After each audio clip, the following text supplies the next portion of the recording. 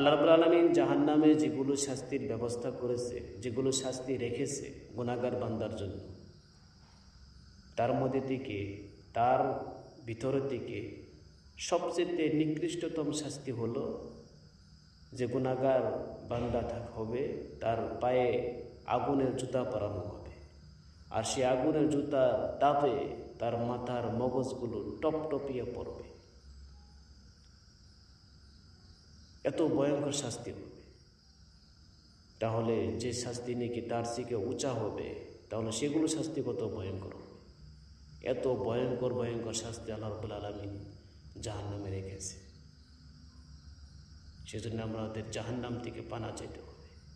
আর জাহান্নামের থেকে পানা চাওয়ার দোয়া হলো আল্লাহুম্মা আজিরনি মিনান নার, আল্লাহুম্মা আজিরনি মিনান নার।